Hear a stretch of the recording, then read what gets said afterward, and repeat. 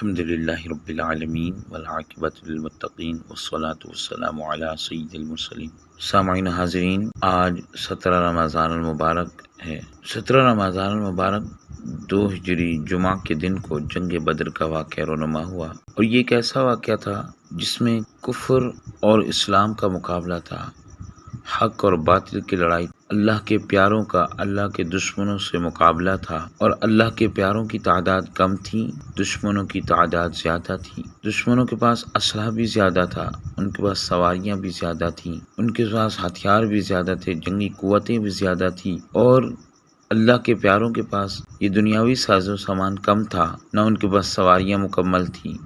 نہ ان کے پاس ہتھیار پورے تھے، لیکن ان کے پاس اگر تھا تو ایک ایسی طاقت تھی جس پر انہیں پورا بھروسہ تھا، اور ایک ایسی ذات کا ساتھ تھا، اور اس ذات کے ہوتے ہوئے انہیں اس بات کا پورا یقین تھا کہ ہمیں کوئی بھی طاقت شکست نہیں دے سکتی، اور وہ ذات اللہ کے محبوب کریم علیہ الصلوۃ والسلام کی تھی کہ جس پر مسلمانوں کو پورا بھروسہ تھا۔ تو ذرا سمجھیے، ذرا اس منظر کی جانب بڑھتے ہیں جہاں 313 مسلمان تھے اور 1000 کے قریب دشمن تھے، کفار تھے۔ مسلمانوں کے پاس اسلحہ بھی کم تھا، اور جہاں مسلمانوں کا مقام تھا وہاں ریتلی جگہ تھی، جہاں کفار کا پڑاؤ تھا وہاں پر زمین پکی تھی، جہاں مسلمان تھے وہاں ریت تھی،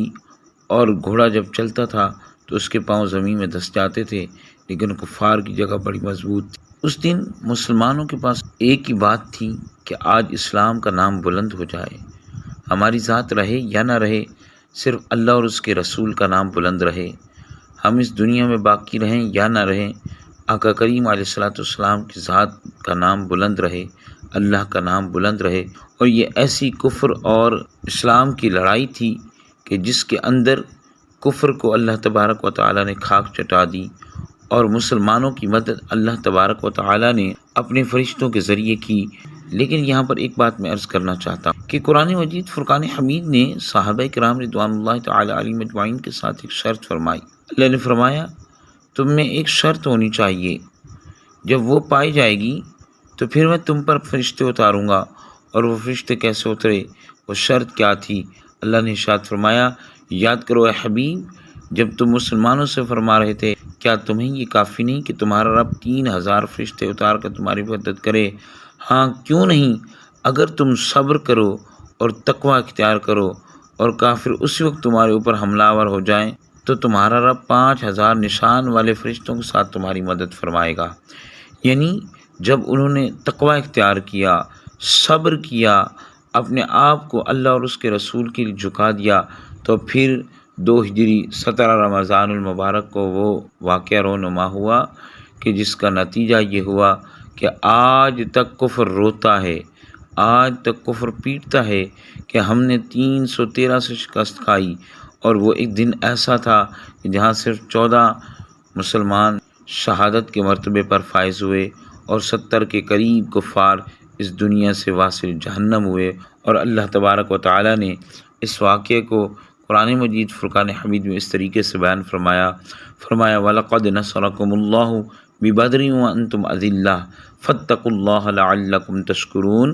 اور بے شک اللہ نے بدر میں تمہاری مدد کی جب تم بالکل بے سر و سامان تھے، تو اللہ سے ڈرتے رہو تاکہ تم شکر گزار بن جاؤ۔ آئیے ذرا اہل بدر کے فضائل سنتے ہیں، اصحاب بدر کے فضائل کیا ہیں۔ بے شک اللہ تعالیٰ نے اہل بدر کو متعلق فرماتے ہوئے ارشاد فرمایا، جو چاہو عمل کرو، بے شک میں نے تمہیں بخش دیا ہے۔ یعنی اہل بدر کو اللہ تبارک و تعالیٰ نے یہ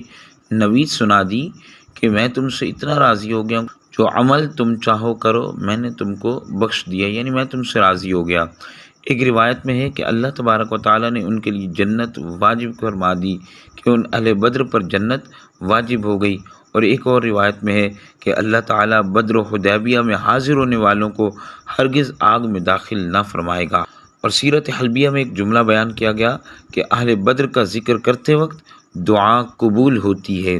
اور دعا بتوسل اسماء اہل بدر میں یہ لکھا گیا کہ بعض علماء کا بیان ہے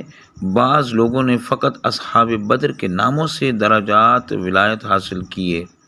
اور علامہ قبانی رحمۃ اللہ تعالیٰ نے فرمایا بہت سے اولیاء کو ان کے ناموں کے پڑھنے کی وجہ سے ولایت ملی۔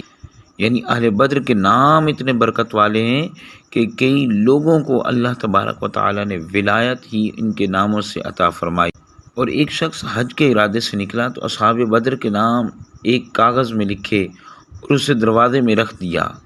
پہلی رات چور اس کے گھر آئے تو ہتھیاروں کی آوازیں آنے لگیں۔ دوسری رات بھی ایسا ہوا۔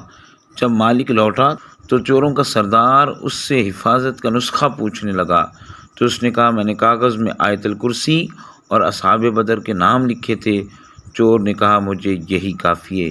یعنی اللہ تبارک و تعالیٰ نے اہل بدر کو وہ شان عطا فرمائی کہ اگر ان کے نام سے کوئی دعا کرے وہ بھی قبول ہوتی ہے، ان کے ناموں سے اللہ ولایت عطا فرماتا ہے، اور ان کے ناموں سے اللہ تبارک و تعالیٰ گھروں کی حفاظت بھی نصیب فرماتا ہے۔ تو محبوب کریم علیہ الصلوۃ والسلام کے غلاموں،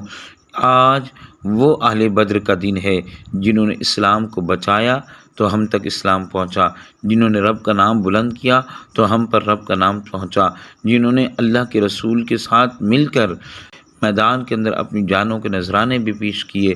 آج ان اہل بدر کا دن ہے، تو تمام احباب سے گزارش ہے کہ آپ سب احباب زیادہ سے زیادہ ان کے لیے ایصال ثواب کریں اور ان کے صدقے سے اپنے لیے اور ہر مومن مسلمان مرد و عورت کے لیے دعا کریں کہ اللہ کریم ہم سب کی بخشش اور مغفرت فرمائے۔